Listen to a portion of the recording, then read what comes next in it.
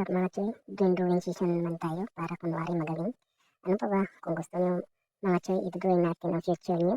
Baka sakaling mas maganda pa kaysa kung kayo pa mismo ang gumawa. Ha, dito sa part na to mga choy, gumawa tayo ng outline, selfie, guide kumbaga, para kunwari, professional tayo. Ha, ang i-drawing natin ngayon mga choy ay Gemini, dalawang magandang ladies ang i-drawing natin.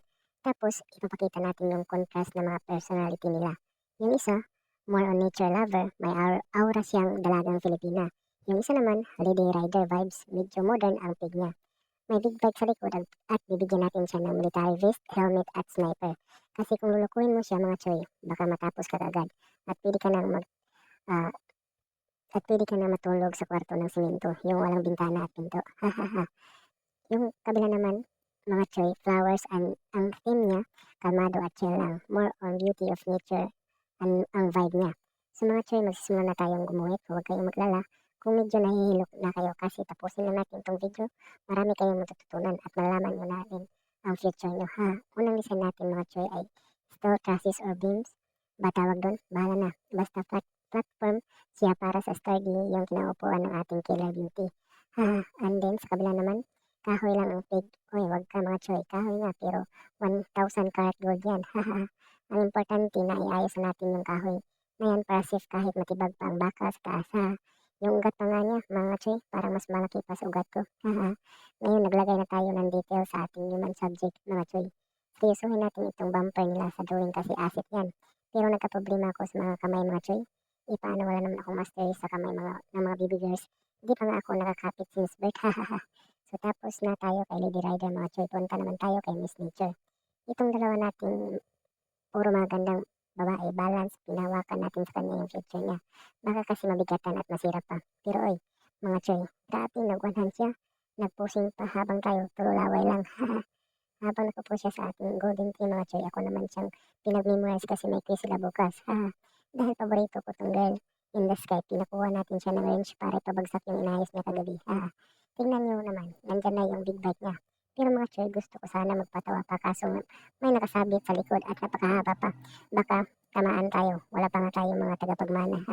Kaya ayan, wala pang ayos ang motor niya kasi hindi pala sa motor nakasabit yung girls. Matay na parang napa-overheat yata.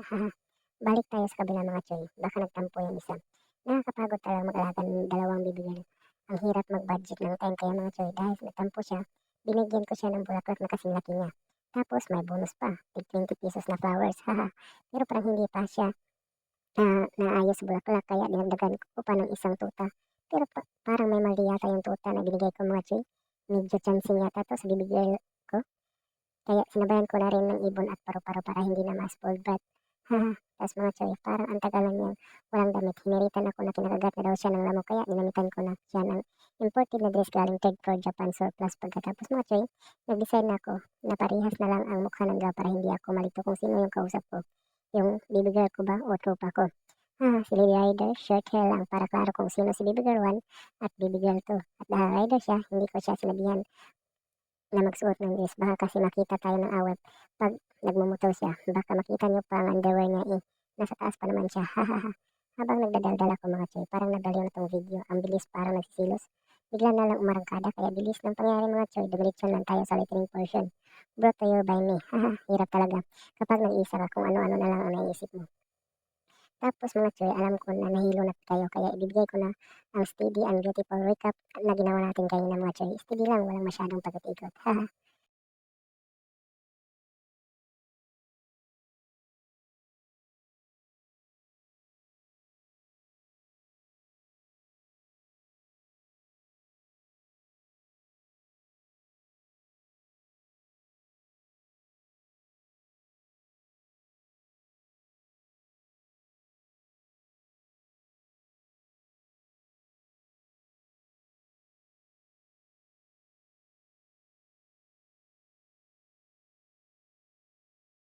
Ngayon dito nagsisimula ang tunay na hamon mga choy, ang coloring time. Ito talaga ang paboritong part kasi hindi ako marunong. Basta kung sino ang mag-decide, sunod lang tayo. Nagsimula tayo sa kulay para sa Gemini symbol tapos ginamitan natin ng yellow for gold. Sabi ko nga, akala ko hindi matatapos ang pag-ikot pero nakaraos din naman mga choy. Parang roller coaster experience lang. Pero steady lang. Pagkatapos, kulay natin ang life ni Idol. mga choy, para kumpleto na ang buhay ko. Pinili natin ang pinkish white na skin color, green dress. Kaganda talaga, nakaka-inlove, mga choy. Tapos black hair pa, patay na tayo dito. Si Lady Rider naman, same color, same lang. Milk tea ang skin color niya. Gusto ko talaga yun. Huwag kayong magulo. Just sit, watch, relax, and enjoy the show. Tapos balik tayo sa flowers, mga choy. Kasi kaya hindi siya tinanggap kanina. Wala daw kulay. Red and pink ang gusto niya, mga choy. Kasi favorite color niya yun. Pero na-curious ako. Orange naman ang damit niya. Tapos proceed tayo sa makulit na tuta, mga choy. Binigyan ko ng orange para mukhang hot oil na lang, kulang fried chicken na. Stay dog pala, ha. Sunod natin yung mga ibon, mga choy. Baka magtampo, lumipad pa. Sabi ko nga wala akong alam sa favorite color nila. Pero ginawa kong blue and paru-paro kasi yun daw ang paborito niya sa lahat ng paborito niyang kulay. Wala na tayong magawa eh. Yung ang gusto niya, kaya pasaway pa tayo, ha.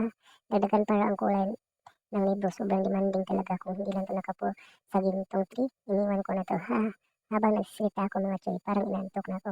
Siguro kasi busog ako, kaya sinabihan ko yung director. I-fast forward mo na sa 1 million speed, kaya wala na akong sinasundan, ha. Mga choy, yung dalawa para naging 5 na, ha. Ang hirap nga akong alagaan ng dalawa, tapos dagdagan pa ng 4, ha. Pero okay lang yan, kayang-kaya niyo. Yan, mga choy, malalaki na kayo eh, ha. By the way, choy, maglagay na ako ng steady part para hindi na mag-ikot ang bundo niyo. Drum roll first, boom, boom, boom, boom, boom. Thank you for watching. Special shout out kay Raymond Payong na nag-share ng link natin sa FB. Kaya dumami ang followers natin. Thank you nun, hulog ka ng langit. Kaya lang mukhang malakas ang naging impact, ha. For my new followers, I welcome you all dito sa GP Arts. Also known GP Creation. Thank you for watching, everyone.